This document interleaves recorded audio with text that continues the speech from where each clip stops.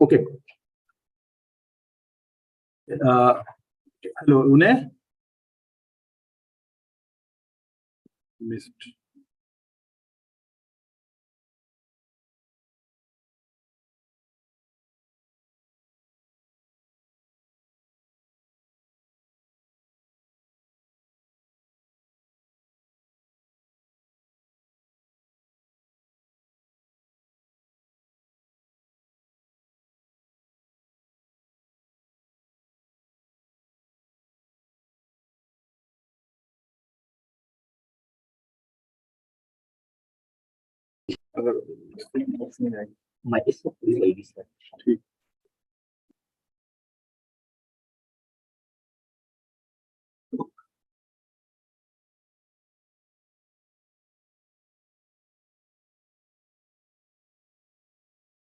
Hello, Rune.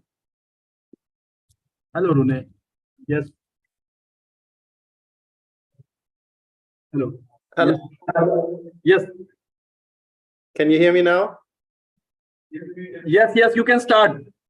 Okay, great. Thank you very much. First of all, thank you very much to Dr. Faisal Khavit for inviting me. I'm very happy to be here. We have been working together for many years, since we met in New York while we were both postdocs at Columbia University, and we've since been exchanging and having seminars together. So I'm very honored and very happy to be here and to be invited to talk about methodology. I'm today going to talk specifically about remote ethnography as a methodology, and I'm going to try to draw up a toolbox of different approaches and different tools that we can use to do remote ethnography. I'm also going to, of course, introduce what is remote ethnography, what is it I'm talking about, what use it for, and what things do we have to pay attention to, and what chances, what opportunities, but also what risks and problems does this method entail. Let me just say that if at any point you cannot hear me, or if the connection drops for some reason, please let me know. Faisal can contact me over WhatsApp, and I can try to better the connection. So please let me know. Also, if during my talk you have immediate questions of understanding, please also interrupt me and ask these questions. It's important for me that you're able to follow my argument, and that you're able to follow what I'm saying. I will have an opening of Q&A at the end where we can discuss things. So if there are things that you don't agree with, or where you have something to add to it, I'm very happy to hear that and to discuss that with you. That we will do at the end. But during the talk, if there are things that you really don't understand and where you cannot follow, please let me know. So I am myself an anthropologist, social and cultural anthropologist. I have been trained at Berlin Free University between 2004 and 2014, where I did my BA, MA, and my PhD. I was trained in qualitative fieldwork methods, that is ethnography, participant observation, interview techniques, and also very light forms of quantitative research, including like observations and denotations of observation, interviews and surveys, and the very, very light type of very simple quantitative parts of that.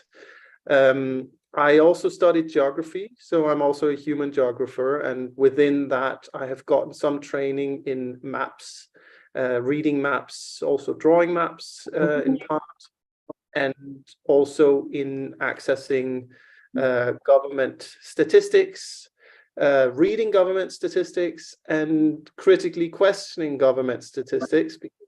That is definitely something we need to do with any type of statistic, actually any type of source. I was not trained as a historian, but I think the historian's methods, especially the historian's methods of source criticism, are central to all of our research, but maybe particularly to remote research. We will get into that more later during this session. I began doing research on China actually before I even studied. I went to China, I learned Chinese, I came back and I did some research in Shandong province on Chinese nationalism and notions of Chineseness in films about the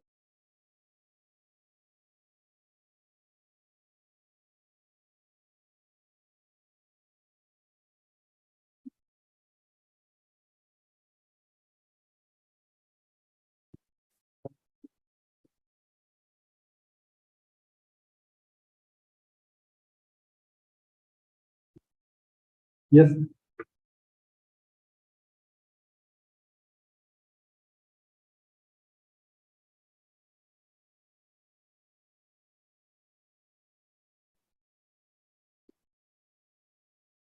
Tessa? Yes, yes. Please start. Yes. I will continue. So after my research in China, I did some research in Indonesia on the Chinese minority there. And through different research projects, I ended up in Central Asia and did my MA thesis in Central Asia on the walnut harvest in southern Kyrgyzstan. Through my work in Kyrgyzstan, I got in touch with Uyghurs, and I learned that there is an Uyghur minority in northwestern China. I got interested in them, and I planned for a research of their kinship networks, of their marriage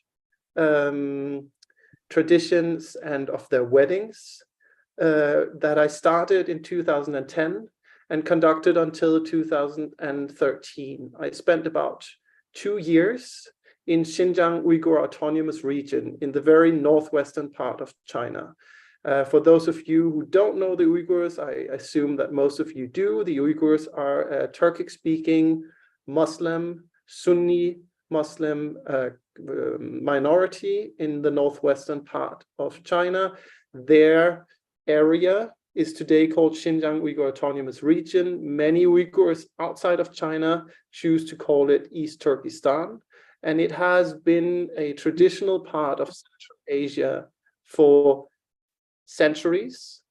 Their culture is very close to Uzbek, also Kazakh and Kyrgyz culture, and their language is a Turkic language.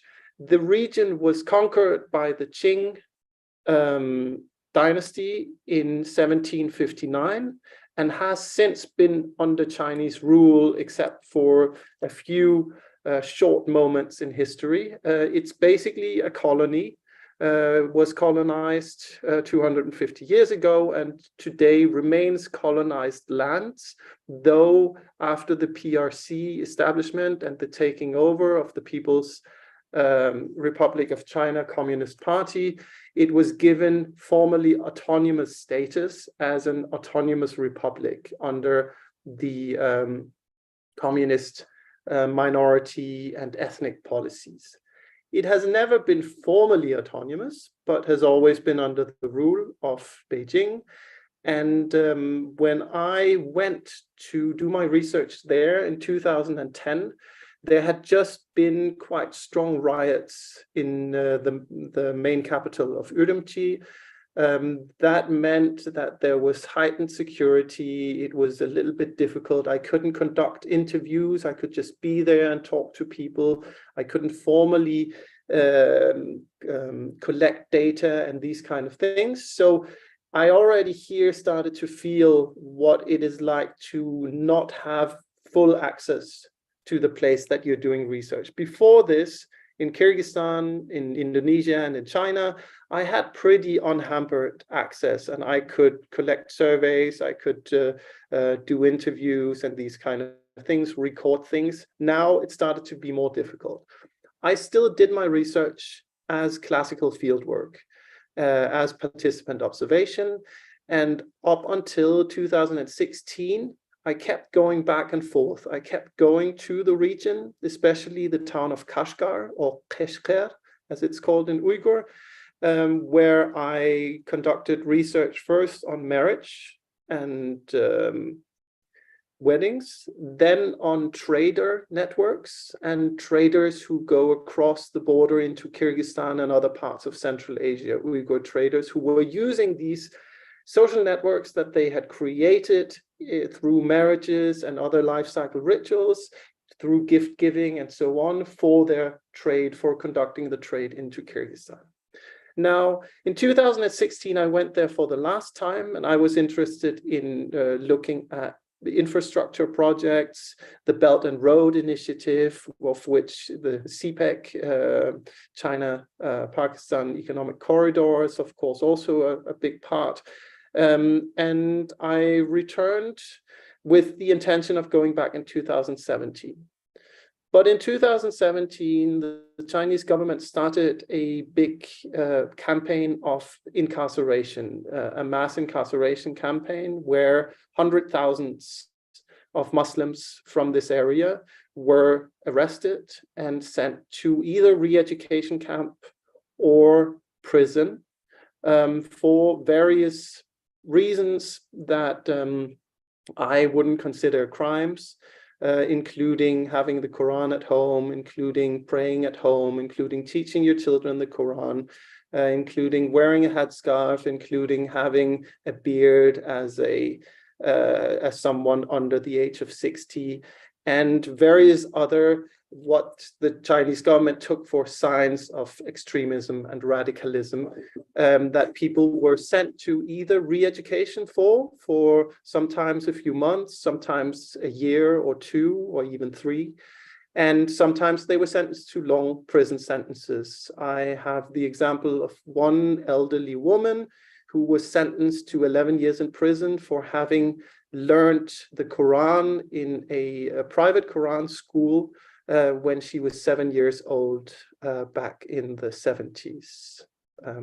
So with this happening, I was also denied access to China, and I was not able to go there anymore. Several of my friends were detained, including one of my dear colleagues, Rahile Davoud, who was a professor of anthropology at Xinjiang University in Urumqi, who was sentenced to 15 years in prison, as far as we know,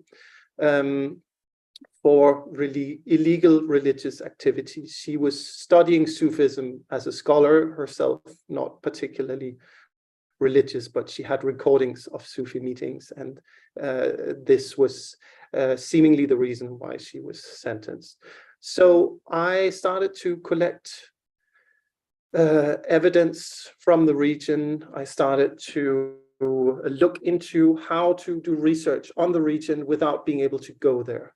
I was not able to get a visa anymore, and I also think that even if I were going there and talking to people could bring them in danger, because many people were also arrested and sent to these re-education centers for having contact to abroad, including contact to what the Chinese government called 27 terrorist countries, the list of which included Iraq and Syria, but also Turkey, Pakistan, Kyrgyzstan, and Kazakhstan, and basically all Muslim majority countries on the Eurasian landmass. So it was both difficult for me to continue, impossible to continue the research I had done before, but it was also impossible for me to just leave it and leave my friends there and leave the situation as it was without talking about it and just move to something else. So I started to develop a method that I call remote ethnography. I'm not the only one and the first one who's doing this. There are many others who have tried and had similar experiences. But I do think that it's something that is worth developing methodology for, because we now see more and more places of the world where access is limited, and where we are no longer able to, as we might have been before, to go under the radar in the same way that people in previous generations were, because of the surveillance technology that has expanded so enormously. On the other hand, digital technology also allows us to get access to a lot of information that we were not used to get access to. And in China, for instance, the Chinese government has introduced a digital governing platform where a lot of information is uploaded. Digital transparency was a program they introduced in the mid-2000s, and that has put a lot of local government decrees, campaigns, and also hiring notices up online. So there's a lot to find. Also, there's social media, and that also gives an enormous source, massive information about what's going on in a region. All of this, of course, is subject to censorship, is subject to a controlling hand. But that doesn't mean that it doesn't entail any information. It means that we need to look at it with a source critical lens. That means we need to use the historian's tools of research. We need to ask, who produced this, what for, who financed it, where was it, what was it meant for, where was it produced, what are the limitations of it, and so on and so forth. We need to critically examine both the source and the goal or target audience of any kind of source that we get our hands on, whether it is social media, whether it is government documents, whether it is propaganda, or whether it is, as we also start to use, travelers' descriptions, tourists' pictures, or something we also use, satellite imagery, through which we can see what is happening on the ground. Some of this is easily accessible. Some of it is less easily accessible, but a lot of it's actually free up online once you start getting into it, and once you start digging into it. And for instance, satellite imagery, Google Earth gives an enormous amount of detail, and you can also go back into the history of Google Earth. So you can look at a place and you can find records of it going more than 20 years back, and you can see how the place has changed over time. And that in itself already entails a lot of information. Now, limited access is one reason to do remote ethnography or remote research, but it's not the only reason. There are many things that we cannot find on the ground that we can find online.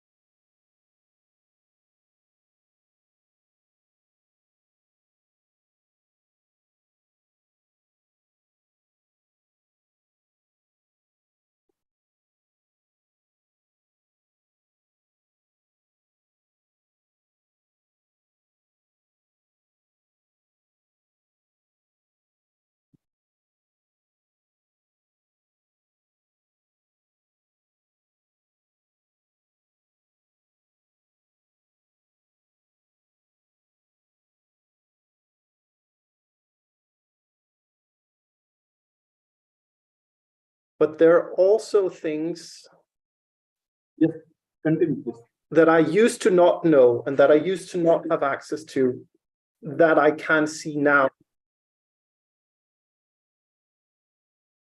through the remote research. I get access to other types of information. And if you can do both on the ground and remote research, I think that is the best. They're not just substitutes for each other, but they can also be complementary to each other. Now, what is the problem? The problem is lack of access. And this creates a methodological challenge. But in a sense, it also creates a methodological chance or a methodological opportunity. Because what we need to do when we have only remote sources, we need to look at them more closely. We need to approach them with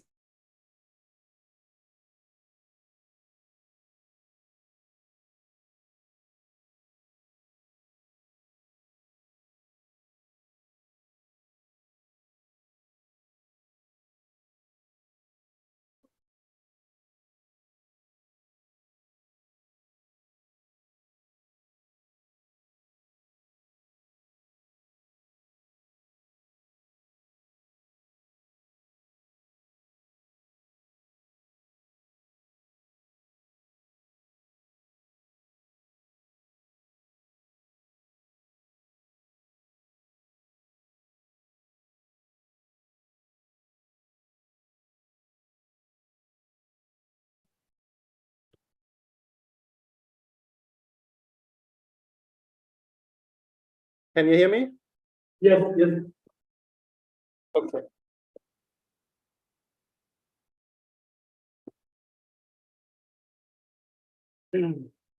So we need to approach our sources with an epistemological rigor that we might not have when we still had full access. And the idea behind it, a type of reading of traces. So we only get access to a little part, and we need to try to understand all of the background behind it. The artist, the historian, Carlo Ginzburg, he called this the main paradigm for the humanities and social sciences, the reading of traces. And he gave an example of an old folk tale that was told in Central Asia of three brothers who meet a man who has lost his camel or his horse. And he asks them about it, and they describe it to him.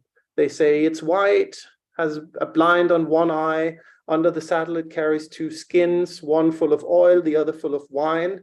And the man says, yes, exactly. So you must have seen it. And they say, no, sorry, we haven't seen it. So the man gets angry and says, well, how did you know what it looks like then? And he drags them to court because he accuses them of having stolen his camel. In front of court, they then explain how they, by looking at the traces of this animal who had walked through the area, could tell its color, what it was carrying, and so on and so forth. And this is an example of close reading of traces. This is an example of the main paradigm in the humanities. This is something that historians need to do all the time because they only have access to a certain number of sources. They cannot travel back in time and see the place they have been. They need to have this reading of traces. And that is what we also need to get into when we do remote research. We need to try to imagine the setting behind, and we need to understand what the traces that we have hint at.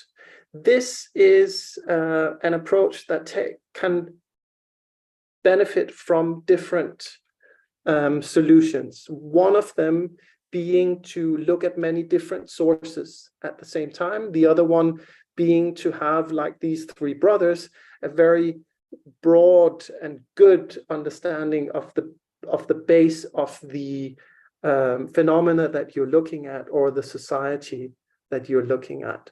So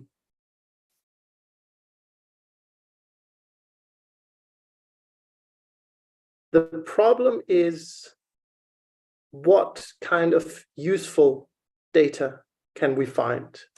And the solutions to that is to expand our notion of what is useful data, to create new ways of gaining context knowledge if we don't have it in the first place. And that includes often much more literature and much more literature review than you would usually do if you were able to go and do the field work. It also includes bringing genres into what you look at that you would normally not take into account. Something like culture, like popular culture, something like TV series, and to gain contextual knowledge from these types of other sources.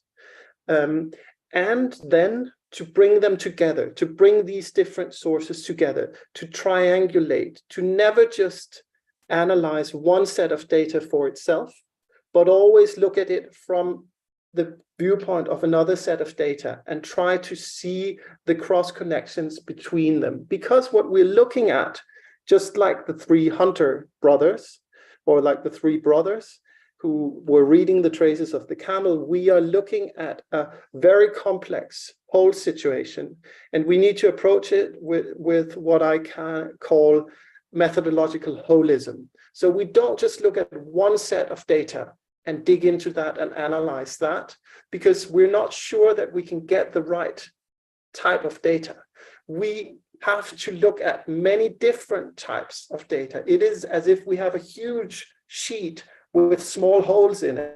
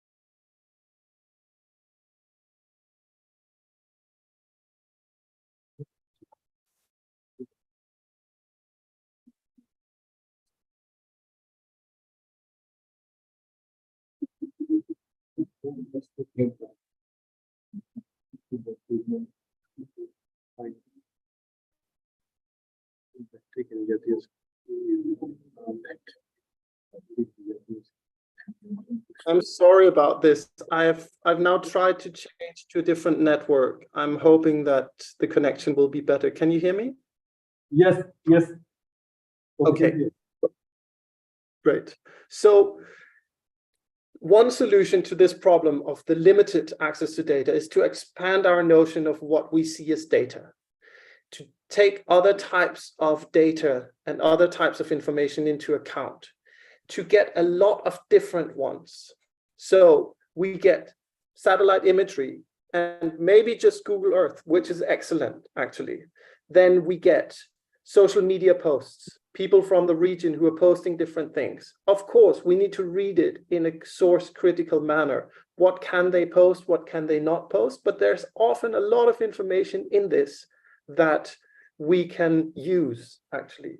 There's propaganda, but propaganda also often entails information, for instance, about what the government is worried about, because otherwise they wouldn't be paying propaganda to focus on that. And often propaganda also entails pictures from the region where we can see certain information. We can see whether women are wearing headscarf or not. We can see whether men are wearing headgear or not. We can see whether people have beards or not, and so on and so forth. A lot of information we can get. Similar information we can also get from travel logs. Tourists who go to the region. For instance, Xinjiang Uyghur Autonomous Region is now being portrayed as a great place for tourism by the Chinese government. A lot of people go there. Western tourists less, but Chinese tourists, a lot of them. And when they return, they upload their pictures, they upload their videos, they upload their descriptions onto platforms where people have travel blogs and so on and so forth. And we have found thousands. So there also, of course, we only have a certain amount of information from these pictures. But if we take them and compare them with the other information that we get from the other sources, a clearer picture starts to appear. Then we have local media. Local media is often controlled, or is always controlled by the state, but they might write things in a slightly different way to please the state, but they don't just invent things out of nothing, because these are things that are printed and put online locally, and people will see what they are reporting. So they're reporting about a job fair, and they are reporting about the hiring of new police officers, all of these things, the opening of a new commercial center. And we can then go online and look at the satellite imagery at Google Earth, whether this center was really opened, when it was opened. Is it maybe close to one of the places that has camps? Is it close to certain villages that we are interested in? Then we can get government data, government information. There are white papers that are uploaded on the region constantly. There are lower government levels, and we can try to access and compare the higher and the lower government levels. What do they post? What do they post on their WeChat accounts? What do they post on their Douyin, their TikTok account? What do they post online on their official website?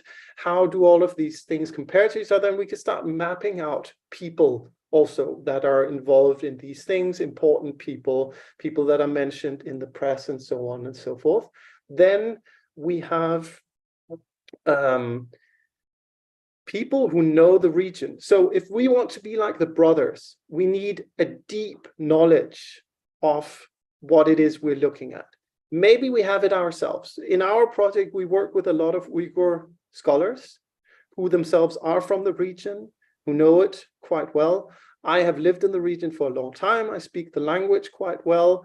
But if you don't do that, then you need to go out and find people who are from the region, who you can talk to, who can explain to you what the different nuances are, how things are meant. And even if you know it quite well, you still want to go out and find people, because if you find, say, an article from a certain village or about a certain village, you can find people from that village, and they can explain to you that, for instance, in one village I looked at, that was about cotton harvest, that the cotton fields had been bought by big companies in 2014 to 2016, that local people had protested, and that had been clamped down upon. And so you get the history of a place from someone who moved away from that place maybe some years ago, might still have contact to their families in the place. You learn about the cultural context by asking into the local customs and so on and so forth. And that all gives you the background knowledge that you need to be able to read the small traces that you can find through the other means. So we bring these different sources into conversation with each other, and we use them to create a background picture of what it is that we're looking at in a larger scale, and then we use that as our background to read the small traces that we get, and also to connect them with each other. And for someone, for instance, who's not able to travel to a region that they want to research, regardless of what the reason for that is, for me, the reason is that the Chinese government will not give me a visa. For someone else, the reason might be that they don't have the means to travel there, or that they cannot generally get a visa because it's difficult to get a visa to that country on the passport that they're traveling on. But it can even be when you get to the region that you will have difficulties accessing the particular spaces that you want to access. When I was a student at Free University Berlin, we had a guest researcher from LUMS, Lahore University of Management Sciences, Azam Chaudhry, a Pakistani professor who came to visit us, and he wanted to do research in German families. But Germans are not a very hospitable people in comparison to many Central and South Asians, and not very many families were open to having him come by, and especially he was interested in the life cycle rituals and the and Christmas rituals that he wanted to look at, which for Germans is a very private endeavor. And since he was also teaching at the university, he didn't have really time to build up close enough relations to be invited to any of these things. So he also had to resort, in a sense, to remote research. For instance, watching films about German Christmas films, sitting down with his German friends who would explain it to him, have interviews where they could tell him about what happened or show him pictures and things like that. So it doesn't just have to be because a government is hindering you in going there. There can be all kinds of reasons why you don't get access. And in a sense, there's never full access. Any kind of research always has a limit of access.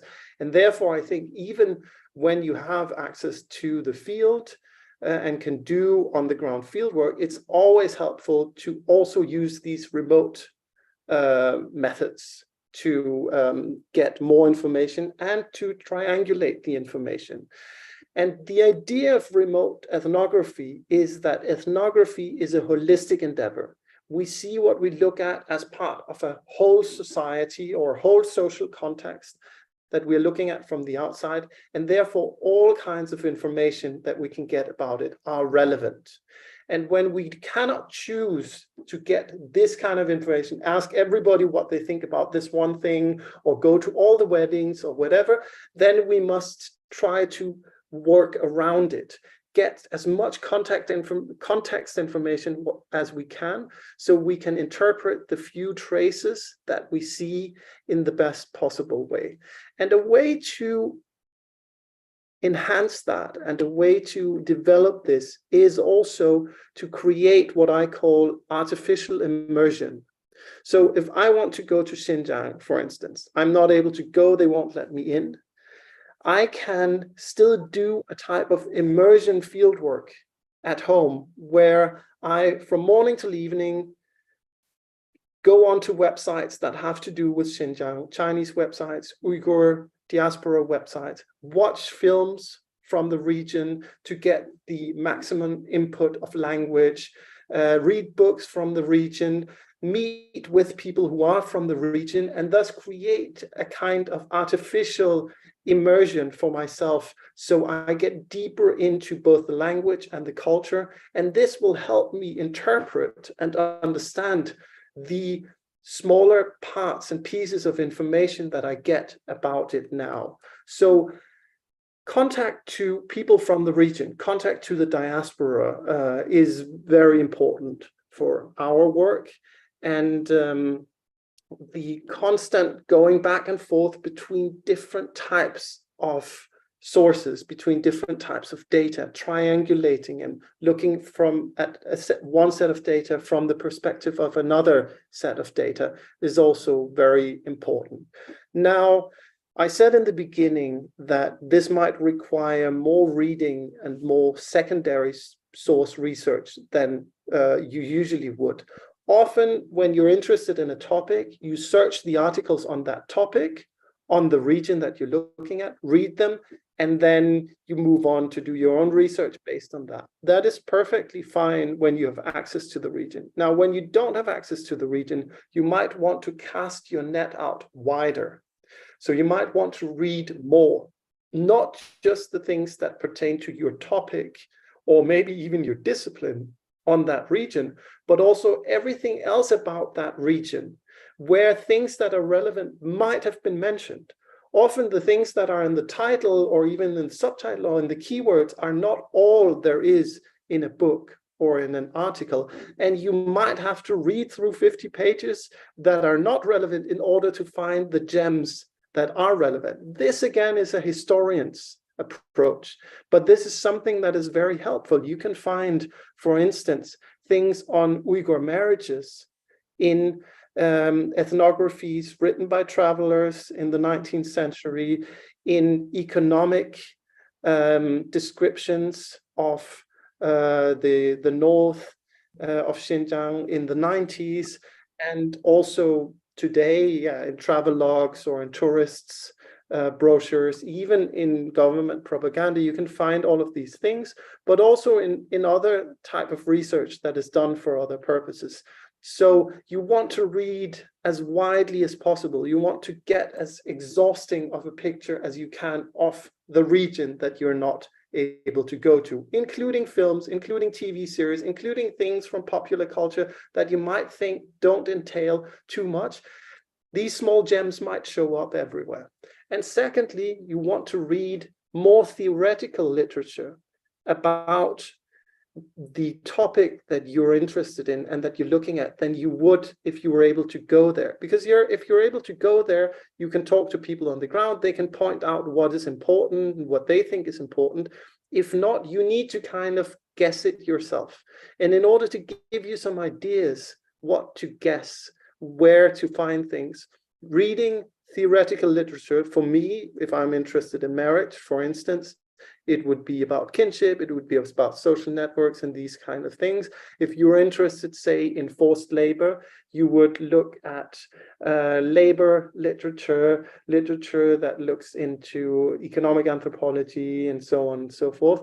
And you would try different theoretical approaches. You would look into different theoretical approaches to get different types of views of it, different types of hints of what could be the central and interesting thing, because you don't know yet and you're not able to go. So you need more of a guideline to point you to the connections between things than you would if you were actually able to go to the place itself. Now, we're not the first ones, I said, to approach something like this. Remote ethnography, remote research has been done for a very long time.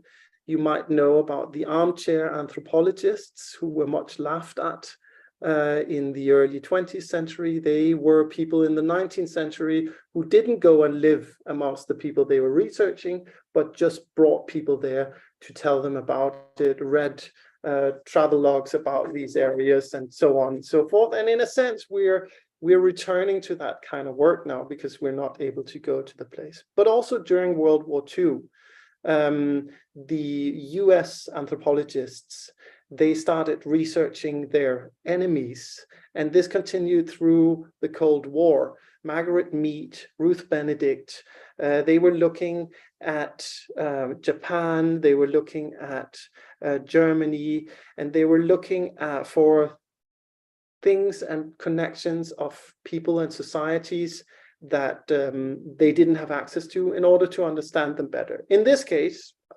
also in big part in order to conquer them, in order to win over them. But actually the whole logic of area studies grew out of this. And later on during the Cold War, Kremlinologists and China watchers have been known to look at small signs of where people sit at the national assemblies in order to gauge political changes and developments from these things.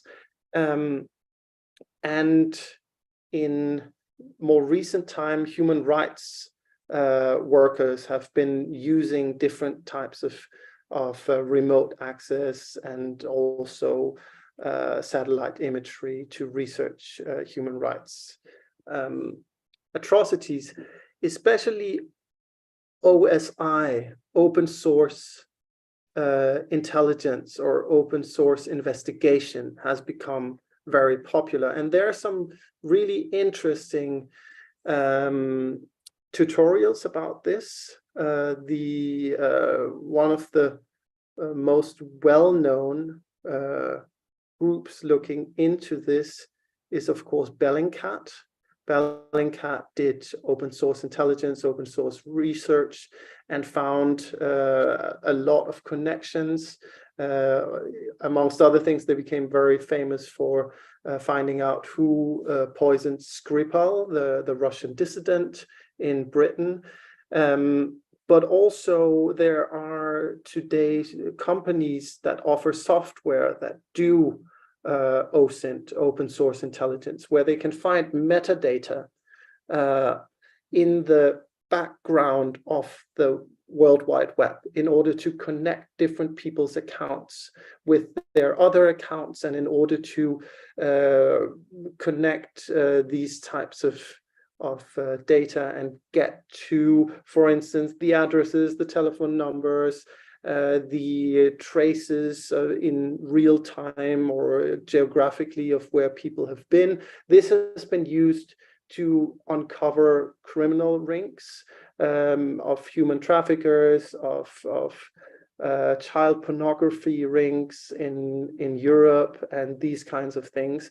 And there's a lot out there. OSINT, I really recommend to look into it. One thing I forgot to say before when I was talking about the secondary literature and the research is, of course, not everybody. So it's important to read a lot of scientific literature, both on the topic and on the region, and more, I would say, than you would do if you had access to the region when you don't have access to the region. Not everybody is able to access a lot of scientific literature because it is often hidden behind paywalls.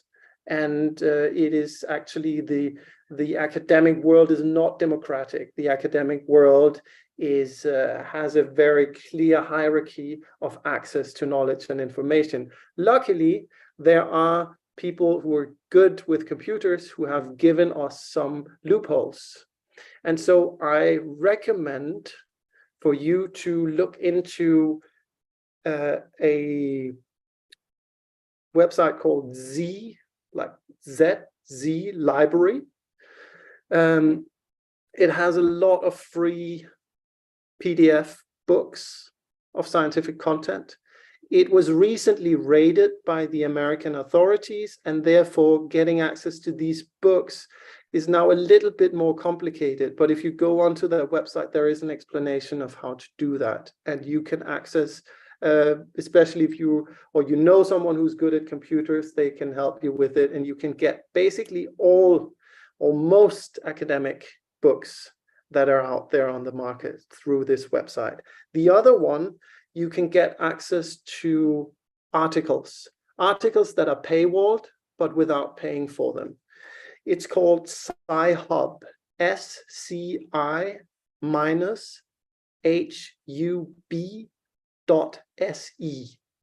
SCI-HUB.SE.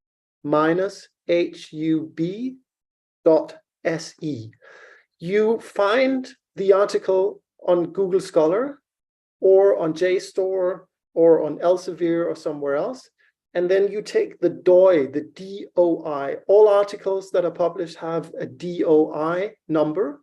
It starts with 10 point, and you copy from 10 and all the rest of the numbers and paste it into this website, Sci-Hub.SE. In some places, you might need a VPN to get onto this, but you put it in there, and it will give you the article as a PDF without paywall, without paying for it. I think this, of course, is illegal according to international copyright law, but I think actually it should be legal, and it's a way of democratizing knowledge and democratizing access to knowledge. I warmly recommend doing this, and I don't think you run any risk by doing it. So, returning to remote ethnography. We are also coming to the end. So basically, I will sum up. The problems are lack of sources and material, and not being able to get the full picture, and maybe sometimes not fully understanding the context. So reading is one of our main methods. Listening and observing, read secondary literature, both on the region and on the topic, more than you would otherwise do. Work on your reading techniques. There are different ways of reading different kinds of papers, and some articles you need to read more than once in order to understand them because they are so complicatedly written. Don't be discouraged by that. Just keep reading and work on your reading techniques. Then use different types of sources. Use interviews, memory-based interviews, testimonies. Look at how people talk about things in order to understand the meaning that they give to things. We're not just looking for facts, we're also looking for people's meaning, creating meaning-building endeavors. Do field work in the diaspora if you can, if you don't have access to the place. Talk a lot to people who came from the region. Get into the language, get into the culture. Immerse yourself as much as you can. And no matter what kind of information you get, whether it's from social media, whether it's from news, whether it's from the government, whether it's propaganda, whether it's people from the region who came out, whether it is tourists who were there, whether it's from satellite imagery, whatever it is, all of it entails information that is interesting for you. The question is how to find it and how to analyze it. All of it has some kind of relevance, but you need to submit it to source criticism. You need to ask who created it, for what purpose, who paid it, where was it uploaded, who were the people who controlled it, what narrative is it meant to convey? Does it have information beyond that narrative that could point you maybe to other things and other parts? And can we find something that confirms it in some of our other sources? So compare the sources with each other, bring them together, look at each other. Online research is central, but it's not the only way of remote research. You look at the internet, at the government, at the media, at blogs, at social media, at satellite imagery, at tourism, but you can use OSINT techniques, approaches like the one in Bellingcat. And I recommend you to go onto the website of Bellingcat. They teach a lot there, actually. You can get tutorials on how to do some of these things. There are leaks, there are things that are put up on the internet. All of it, you need to read through a source critical lens. You always need to ask who wrote it, what was it for, and so on and so forth. Then published sources from the region, the academic literature, but also novels, like journals, stories. You learn a lot about the region. You understand some of the deeper cultural parts. And in TV shows, for instance, and films, you can also see the official narrative and how it changes. In TV shows in Xinjiang Uyghur Autonomous Region, Uyghur TV shows before 2016, people, when they met, said Assalamu alaikum. When you watch TV shows today from the region, between 2017 and 2020, no TV shows were produced because most of the producers of TV shows were either in camp or in prison or in house arrest and had been stopped from producing. But from 2020, again, new TV shows were produced. And if you watch them, you will see Assalamu alaikum does not come in any of them. You don't hear that because it's been forbidden by the Chinese government. You cannot say that. If you say that, you are likely, at least if you say it in a public open space, you are likely to be detained and interrogated for it. So here we have some of these traces. We can see it also in the popular culture. You can see some of the things that have developed. Of course, also media stories, local media, but also international media. Some people go to the regions that you might be interested in and they report from it. They also have their own agenda.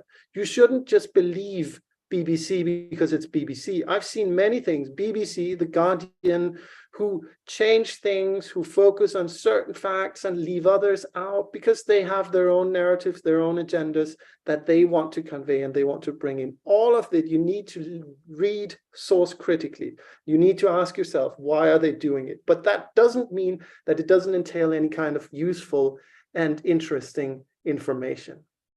So the same with secondary sources. Just because something's written and published academically also doesn't mean that it doesn't have a political bias. Often it does. Look at where it was produced, especially think tanks, like the Washington, D.C. based think tanks, or ASPI, Australian Policy Strategic Institute in Australia. They produced a lot of reports about Xinjiang, and many of them have a lot of full information. Especially, you can go in the footnotes and you can find their sources and you can interpret their sources yourselves. But often their own interpretations are quite political, and their own analysis have a clear bias that goes in the direction of the people that finance their institutes. For instance, Australian Strategic Policy Institute is financed by the Australian military and by weapons producers like Martin Lockheed. And of course, they have a certain interest in portraying things in a certain way. ASPI was one of the big pushers for the war in Iraq. for the invasion of Iraq. And now they're producing things about Xinjiang. Of course, they have their own political agenda, but that doesn't mean that their work is useless. It just means that you need to read it critically, and you need to try to get, and they often have quite good sources in their footnotes, and you often have to get that out, and you have to double check it. You have to try to triangulate it with other sources to get a deeper understanding of it. Bring the sources together. I think that's very important. You're looking at a whole.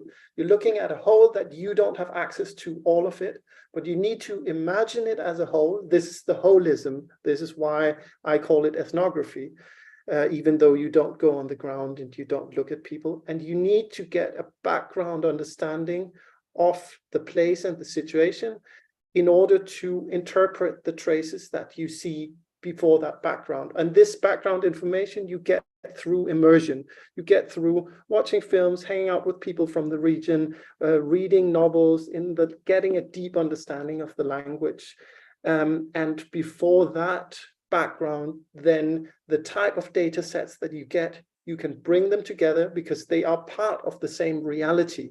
They are like small holes through a sheet where you look at certain parts of reality but don't see it all, and you can try to bring them together. This is basically the idea behind remote ethnography.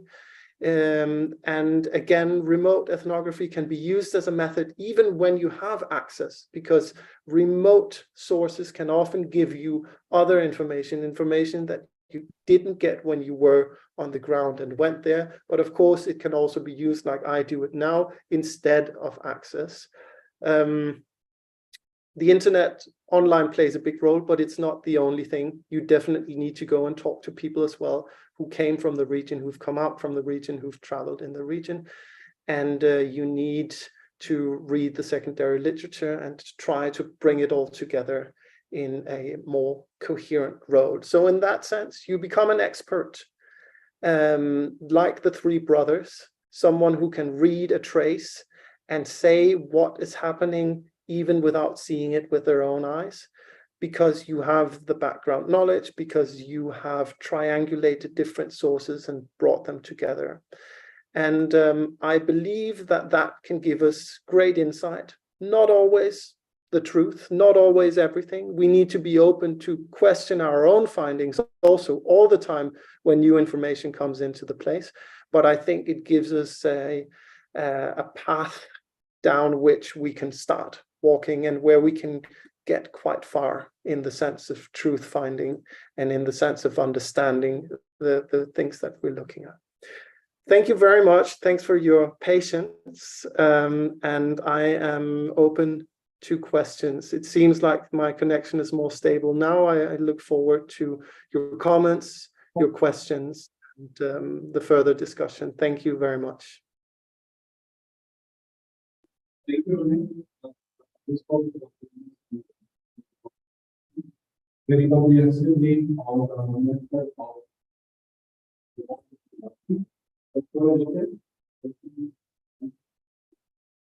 loudly.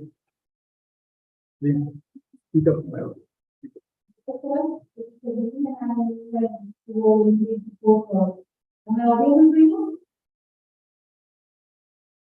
I cannot hear what you're saying, unfortunately. Maybe you can come forward to closer to the microphone or something. Or someone can pass it on to me in some way. I can hear what you're saying. Am I audible?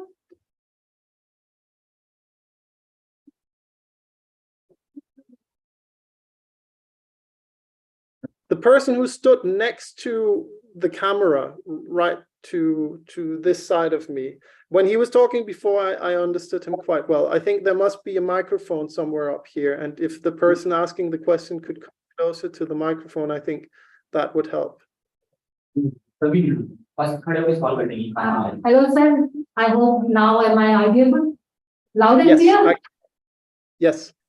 I have to come so near. So my question is, when we talk about the remote like ethnography you mentioned. So whenever we open a document or a book, it's written like all right reserved, right?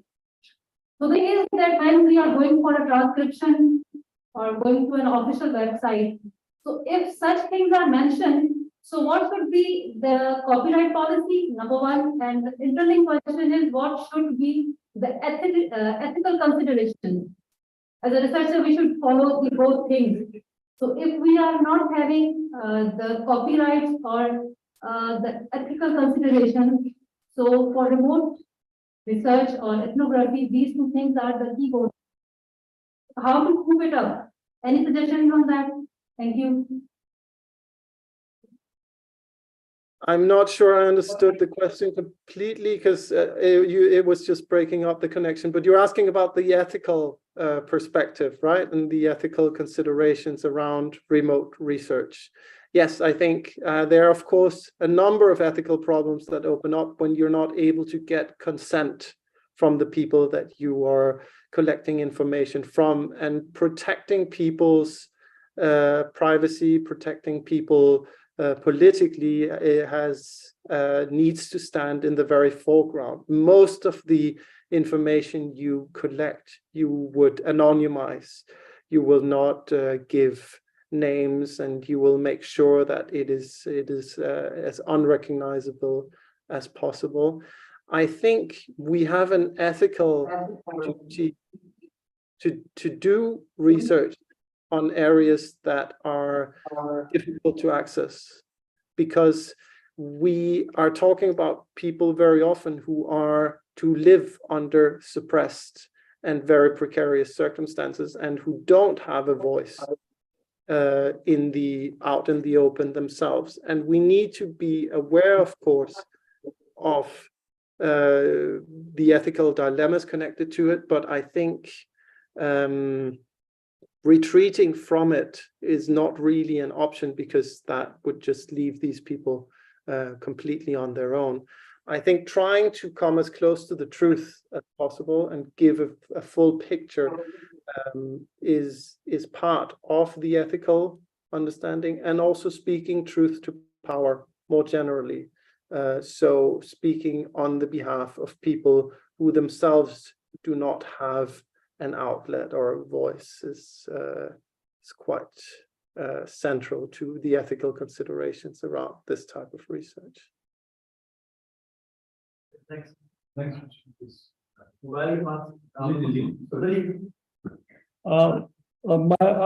the student of MPhil. You made a mention of on many occasions you made a mention of the social media with respect to the research.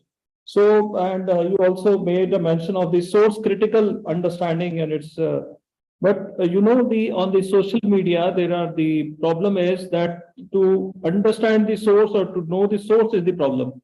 So how to distinguish between the right or wrong, or you know, what is the critical part of it, and like how to make a mention of it so that we can have the 100% authentication that it is the correct source. Thank you. Thank you very much. Yes, I'm afraid there is no way of getting 100% certainty that something is an authentic source, or that it really comes from where it does. I think our approach to it is to triangulate. That is, take the information that we get from, say, this social media online source, and look for some kind of supporting evidence of that from other sources. So meet with people who are from the same region, who maybe know the person who posted it, or who knows that the village that it's about, or the place that it's about. Look onto satellite imagery to see if you can find the place that they're talking about, if it really is where they say it is, or if there's something that looks like what they claim in it. Look at media reports and so on and so forth. So try to triangulate to get evidence from other types of sources of what it is you look at on social media. But sometimes you can get information on social media where the information is not actually the information that they want to convey. The information that they want to convey, for instance, is everybody here is happy and we are a big happy family. So for instance, now just as an example, we get these social media posts of Uyghur families sitting with Chinese police officers in their home, smiling and holding their hands around each other. So they say we're really happy. We can't say whether they are really happy or whether they're not happy. That we cannot get out of that picture. But what we can see is that on the wall behind them, there is a picture of Xi Jinping. And what I know myself and what Uyghurs from the region will tell you, before 2017, nobody in an Uyghur home had a picture of Xi Jinping on their wall. They had a surah of the Quran, or they had a picture of Muhammad Kashgari or some other Uyghur intellectual, depending on whether they were more religious or more intellectual leaning, but they would never have a picture of Xi Jinping on the wall. So there we get some information from social media, and we could look at social media posts and we could see from when did people start having this picture and putting it in their posts, even though this was not what the post is about. Often we can get more information about other things than what the post is about, because the post is about something and it claims something, and we can't really, maybe we can authentify it if we talk to the people, their relatives abroad, and they might have told their relatives abroad, oh, this is so terrible, the Chinese police keep coming to our home and we really hate them, but we have to take these pictures with them. If we find that, of course, then we have some kind of evidence, but usually we wouldn't have that kind. So we can look for other things than what the social media post is about. Other than that, we can try to triangulate, but it's really difficult and we will never get 100% sure. And we need to be open for always saying our analysis is a preliminary analysis. It's an analysis that comes from the state of information that we have right now. But always in situations where there's little access or no access to a place, we of course also need to ask ourselves, why is there little access or no access to that place? And that always needs to ring some kind of suspicious bell. If things were just fine and everybody was happy, why could I not go there, do interviews and do my research? You know, we have to assume that there is some kind of reason for that. Yeah, but it's an excellent question, and it's something that definitely can be developed further on. And it's a difficulty in social media posts, and it does mean sometimes that you cannot use social media posts to say the things that seem the most obvious, because you cannot be sure that they're authentic.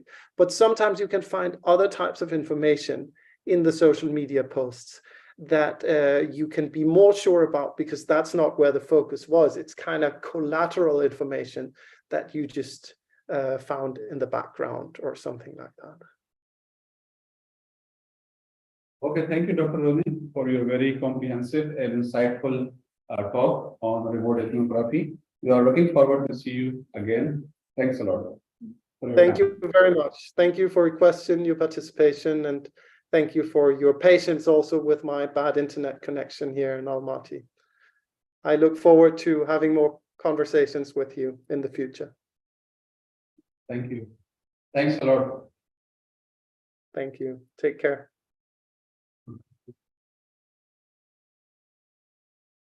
Okay, so our next presenter is Dr. Fiza Batul. She is assistant professor in the